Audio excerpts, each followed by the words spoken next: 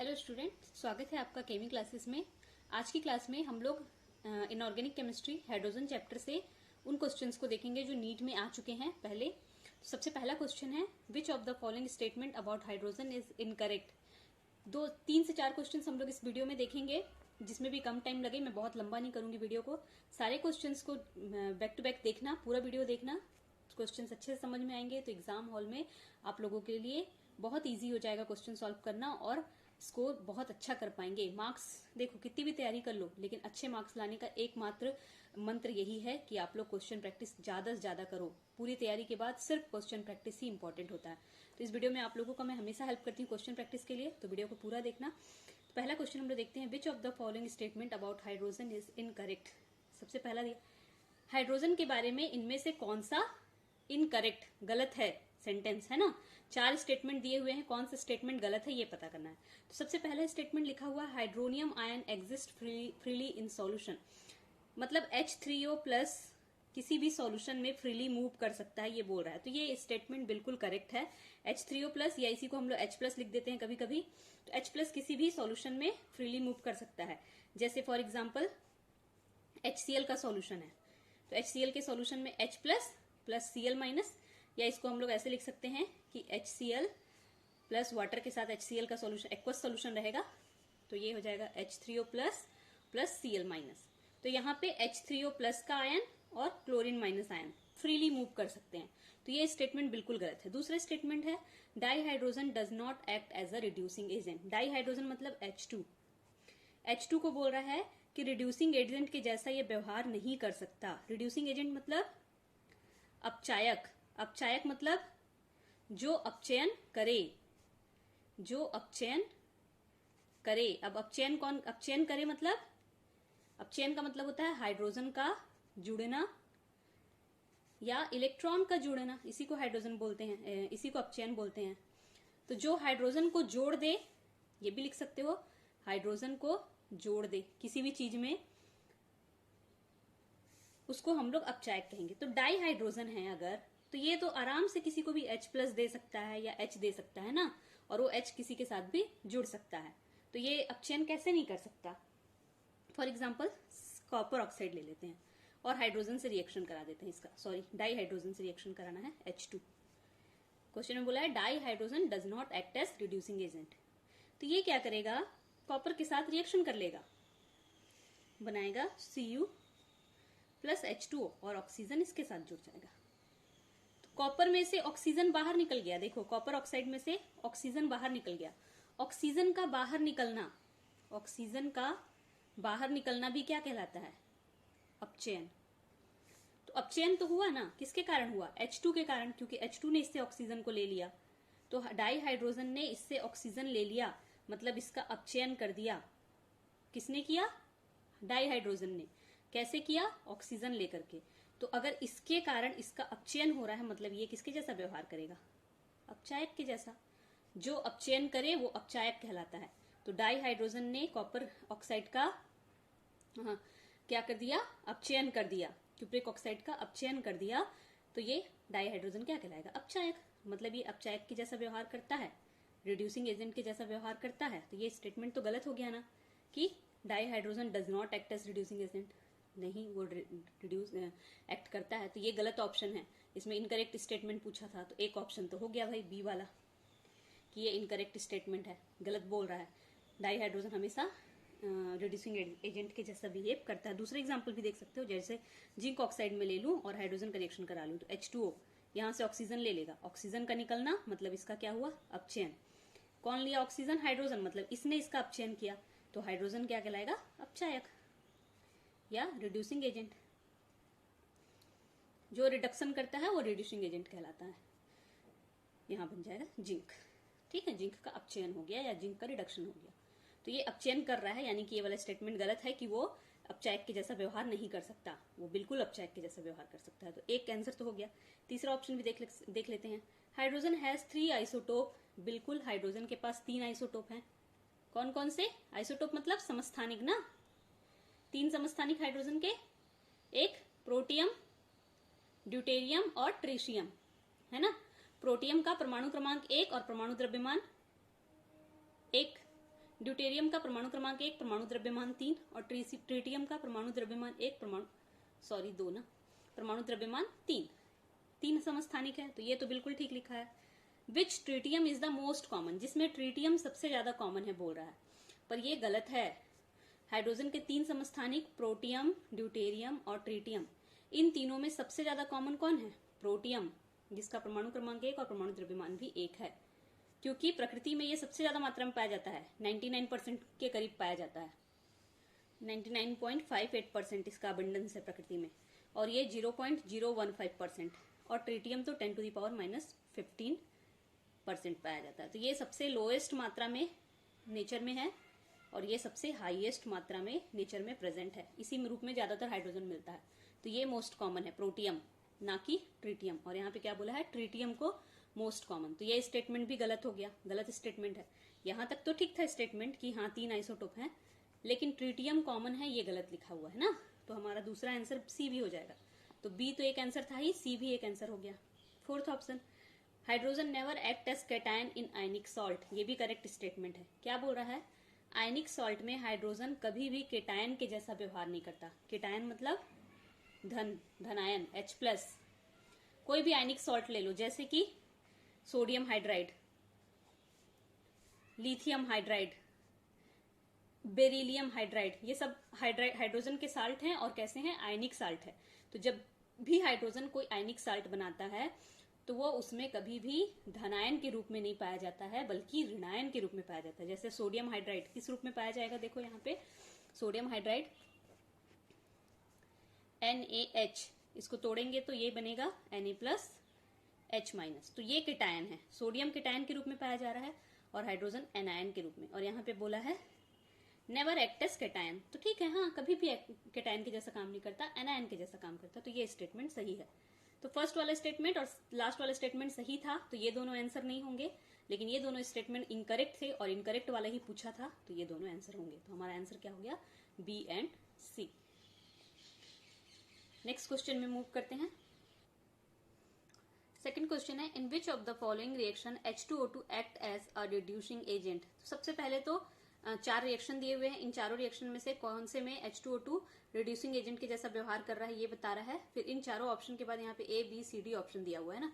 सबसे पहले तो रिड्यूसिंग एजेंट, रिडक्शन, ऑक्सीडेशन, ये सब समझ लो। पहले भी मैं बता चुकी हूँ रिडॉक्स रिएक्शन वाले वीडियो में भी, तो उसको भी आप लोग चेक कर सकते हो, उसका लिंक मैं डिस्क्रिप्शन बॉक्स में दे दूंगी। फिर भी मैं बता देती हूँ, रिडक्शन यानी कि अपचयन किसको कहेंगे? हाइड्रोजन का जुड़ना, एडिंग हाइड्रोजन, या ऑक्सीजन का रिमूव होना, ऑक्सीजन का निकलना लिख दे रही हूं मैं, रिमूवल ऑफ ऑक्सीजन। या और किसको कहेंगे हम लोग? इलेक्ट्रॉन का जुड़ना, इलेक्ट्रोनेशन होगा तो उसको हम लोग रिडक्शन कहेंगे। और जिसका रिडक्शन होगा, विच रिड्यूसेस, उसको क्या कहेंगे? ऑक्सीकारक या ऑक्सीडाइजिंग एजेंट कहेंगे। जिसका रिडक्शन होगा वो ऑक्सीडाइजिंग एजेंट कहलाएगा, उल्टा है ना, ठीक है। अब ऑक्सीडेशन देख लेते हैं। ऑक्सीडेशन या इसी को क्या कहते हैं? ऑक्सीकरण। ये हाइड्रोजन का जुड़ना था, तो यहां पे हाइड्रोजन का निकलना हो जाएगा। यहां ऑक्सीजन का निकलना था, तो ऑक्सीकरण में ऑक्सीजन का जुड़ना हो जाएगा। कहीं ऑक्सीजन जुड़ रहा है तो उसका ऑक्सीकरण हो रहा है। यहां इलेक्ट्रॉन का जुड़ना था, तो यहां इलेक्ट्रॉन का निकलना, बाहर निकलना हो जाएगा, ठीक। जो भी ऑक्सीडाइज हो रहा है, विच ऑक्सीडाइजेस, जिसका भी ऑक्सीडेशन हो रहा है, वो क्या कहलाएगा? Reducing agent. अगर किसी का ऑक्सीडेशन हो रहा है तो वो रिड्यूसिंग एजेंट कहलाएगा, क्योंकि वो दूसरे को रिड्यूस कर रहा है ना। अगर किसी का ऑक्सीडेशन हो रहा है तो वो दूसरे को क्या कर रहा है? रिड्यूस कर रहा है, इसलिए उसको रिड्यूसिंग एजेंट कहेंगे। और अगर किसी का रिडक्शन हो रहा है तो वो दूसरे को ऑक्सीडाइज कर रहा है, इसलिए उसको ऑक्सीडाइजिंग एजेंट कहेंगे, ठीक है।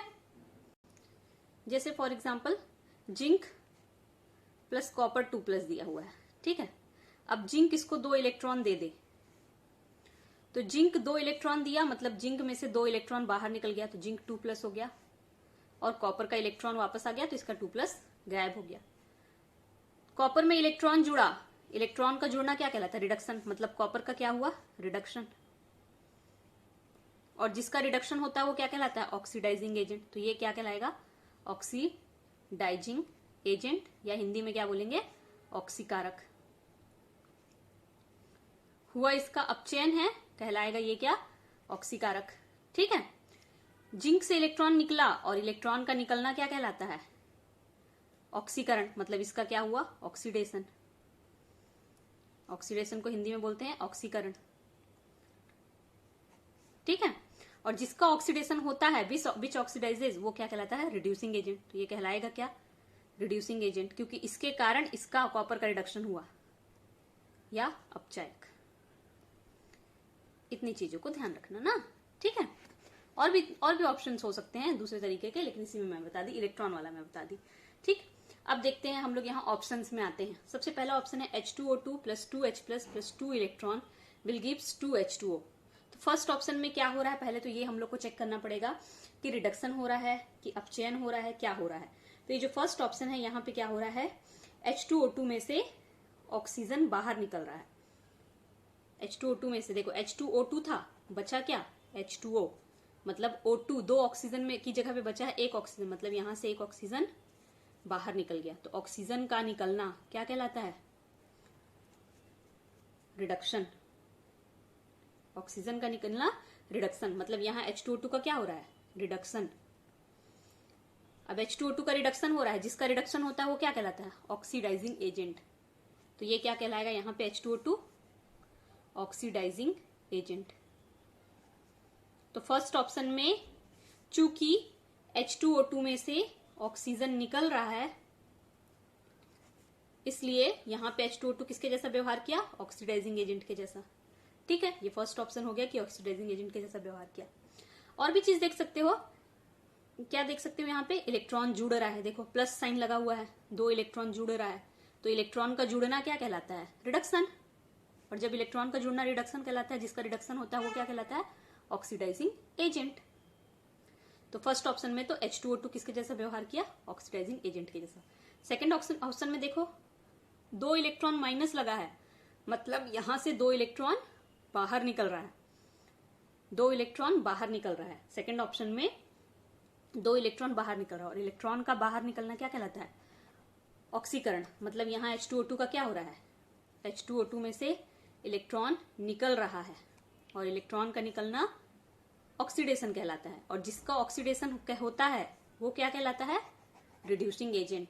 तो यहाँ पे H2O2 किसके जैसा व्यवहार किया? रिड्यूसिंग एजेंट के जैसा। ठीक है। इलेक्ट्रॉन निकल रहा है, मतलब इसका ऑक्सीडेशन हो रहा है, और जिसका ऑक्सीडेशन होता है वो किसके जैसा व्यवहार करता है?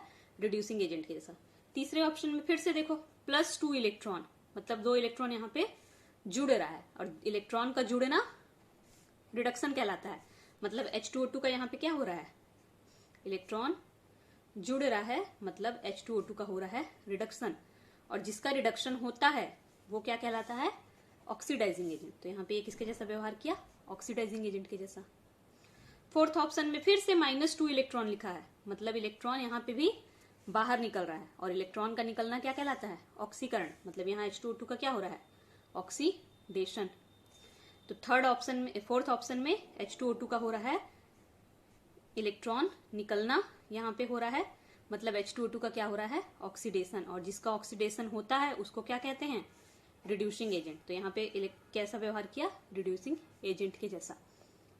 क्वेश्चन में क्या पूछा है कि किस अभिक्रिया में H2O2 रिड्यूसिंग एजेंट के जैसा व्यवहार कर रहा है? तो 2 अभिक्रिया आई, सेकंड वाला और फोर्थ वाला। थर्ड वाला और फर्स्ट वाले में ऑक्सीडाइजिंग एजेंट के जैसा व्यवहार कर रहा है, ऑक्सीकारक के जैसा। सेकंड और थर्ड में रिड्यूसिंग एजेंट, अपचायक के जैसा व्यवहार कर रहा है। तो हमारा आंसर क्या हो जाएगा? सेकंड और फोर्थ। फर्स्ट और सेकंड गलत, थर्ड और फोर्थ गलत, फर्स्ट और थर्ड गलत, सेकंड और फोर्थ, मतलब डी ऑप्शन हमारा करेक्ट ऑप्शन होगा। तो रिडक्शन और ऑक्सीडेशन को अच्छे से समझ जाओ ना बेटा, तभी ये क्वेश्चन बनेगा। नेक्स्ट क्वेश्चन में चलते हैं। थर्ड क्वेश्चन है, from the following statement regarding H2O2 choose the incorrect statement. अब यहाँ पे भी हम लोग को इनकरेक्ट स्टेटमेंट चूज करना है, किसके बारे में? हाइड्रोजन परऑक्साइड के बारे में। H2O2 मतलब हाइड्रोजन परऑक्साइड, ब्लीचिंग एजेंट के जैसा काम करता है, oxidising agent, reducing agent, hydrogen peroxide. Important chemical है ना, कुछ चीजों को पेंट वगैरह को साफ करने के भी काम आता है पेंटिंग वगैरह। क्या क्या स्टेटमेंट दिया इसके बारे में देखो। पहला स्टेटमेंट है कि H2O2 को it has to be stored in plastic और wax lined glass bottle in dark. इसको किसमें हम लोग को स्टोर करना है? प्लास्टिक और वैक्स लाइंड ग्लास बॉटल में, अंधेरे में इसको रखना है। पहला ऑप्शन ये बोला है, ठीक है। चलो अंधेरे में रखना है, पहला ऑप्शन बोल रहा है। It has to be kept away from dust, धूल और डस्ट से दूर रखना है। It can act as only as an oxidising agent, सिर्फ और सिर्फ ऑक्सीडाइजिंग एजेंट के जैसा व्यवहार करता है, बोल रहा है, ऑक्सीकारक के जैसा। It decomposes on exposure to light, light में रखने से ये डीकम्पोज हो जाता है, इसका अपघटन हो जाता है। तो हम लोग देख लेते हैं। सबसे पहले H2O2 जो है, अगर इसको लाइट में रखोगे तो वाकई में ये डीकम्पोज हो जाएगा, टूट जाएगा और टूट करके पानी बना लेगा प्लस ऑक्सीजन बना लेगा। तो लाइट के प्रेजेंस में ये डीकम्पोज हो जाता है और पानी और ऑक्सीजन बना देता है। तो ये वाला स्टेटमेंट तो बिल्कुल करेक्ट है कि it decomposes on exposure to light, ये करेक्ट स्टेटमेंट हो गया, करेक्ट, ठीक है। दूसरा, it has to be stored in plastic और wax lined glass bottle in dark, क्योंकि ये लाइट में डीकम्पोज हो जा रहा है, इसीलिए हम लोग इसको कहाँ रखते हैं? अंधेरे में। तो ये स्टेटमेंट भी करेक्ट हो गया, क्योंकि लाइट में क्या हो जाता है? ये टूट जाता है। H2O2 को आपको H2O2 के जैसा रखना है, तो आप इसको लाइट में क्यों रखोगे? इसको अंधेरे में, काले बॉटल में, नीले बॉटल में इसको रखते हैं ताकि ये डिकम्पोज ना हो। तो ये स्टेटमेंट भी करेक्ट हो गया। It has to be kept away from dust, धूल का कण पड़ने से भी ये डिकम्पोज हो जाता है, ये भी करेक्ट है। तो इसको धूल के कण से भी दूर रखना है हम लोग को। डस्ट वगैरह अगर इसमें डला तो ये डिकम्पोज हो जाएगा, है ना, तो इससे भी दूर रखना है। तो ये भी करेक्ट है, ये भी करेक्ट है, ये भी करेक्ट है। तीनों ऑप्शन तो करेक्ट हो गया। यहाँ इनकरेक्ट पूछा है तो जरूर चौथा सी वाला ऑप्शन ही इनकरेक्ट होगा। तो एक बार चेक कर लेते हैं। It can act only as an oxidising agent, ये सिर्फ और सिर्फ ऑक्सीडाइजिंग एजेंट के जैसा व्यवहार करता है। अभी पिछले क्वेश्चन में जो सेकंड क्वेश्चन था उसमें हम लोग देखे थे कि कहीं पे ये रिड्यूसिंग एजेंट के जैसा व्यवहार कर रहा था, कहीं पे ये ऑक्सीडाइजिंग एजेंट के जैसा व्यवहार कर रहा था। मैं एक बार पीछे क्वेश्चन में ले जाके आप लोगों को दिखाती हूँ। यहाँ पे देखो, यहाँ पे ऑक्सीडाइजिंग एजेंट के जैसा व्यवहार किया, यहाँ रिड्यूसिंग एजेंट के जैसा व्यवहार किया, फिर इस तीसरे वाले रिएक्शन में ऑक्सीडाइजिंग एजेंट के जैसा, फिर इस चौथे वाले रिएक्शन में रिड्यूसिंग एजेंट के जैसा। तो ये दोनों के जैसा व्यवहार करता है, कभी ऑक्सीडाइजिंग कभी रिड्यूसिंग। तो ये कभी ऑक्सीडाइजिंग भी व्यवहार कर रहा है, कभी रिड्यूसिंग भी व्यवहार कर रहा है, लेकिन यहाँ पे बोल रहा है कि सिर्फ और सिर्फ ऑक्सीडाइजिंग एजेंट के जैसा व्यवहार कर रहा है। तो ये स्टेटमेंट क्या हो गया? इनकरेक्ट। इसका मतलब हमारा करेक्ट आंसर कौन सा है? ऑप्शन नंबर सी, दोनों के जैसा व्यवहार करता है। और आपको बहुत सारे एग्जांपल्स इसके चैप्टर में मिल जाएंगे, अगर आप लोग चैप्टर में जाके देखें तो। ऑक्सीकारक एसिडिक मीडियम में फेरस, एसिडिक मीडियम जो होता है उस मीडियम में क्या करता है? फेरस आयन को Fe2+ को Fe3+ में कन्वर्ट कर देता है। तो यहाँ पे किसके जैसा व्यवहार किया? ऑक्सीडाइज कर रहा है, इसका ऑक्सीकरण हो रहा है ना। तो दोनों के जैसा व्यवहार करता है, कभी रिड्यूसिंग एजेंट के जैसा भी, कभी ऑक्सीडाइजिंग एजेंट के जैसा भी। तो ये वाला स्टेटमेंट यहाँ पे गलत दिया है, तो ये हमारा करेक्ट आंसर होगा। तो इस वीडियो में इतने ही। और भी चैप्टर्स के क्वेश्चंस मैंने सॉल्व किए हुए हैं, उसका वीडियो अवेलेबल है, आप लोग एक बार चैनल को चेक करना जाकर के। लिस्ट बना हुआ है JEE NEET solve question paper के नाम से, उस प्लेलिस्ट को आप लोग चेक करना। सारे वीडियोस आपको, सारे चैप्टर्स के एक एक वीडियो सारे चैप्टर्स के लगभग अभी हो भी गए हैं, और आगे सारे वीडियोस में ला भी रही हूँ। हर चैप्टर का एक एक वीडियो पहले लाने की कोशिश कर रही हूँ। तो एक बार मेरा पूरा वीडियो चेक करो आप लोग जा करके, और अच्छा लगे वीडियो तो लाइक करो, चैनल को सब्सक्राइब कर लो, नोटिफिकेशन बेल को प्रेस कर दो ताकि आने वाला वीडियो का नोटिफिकेशन आपको सबसे पहले मिल जाए।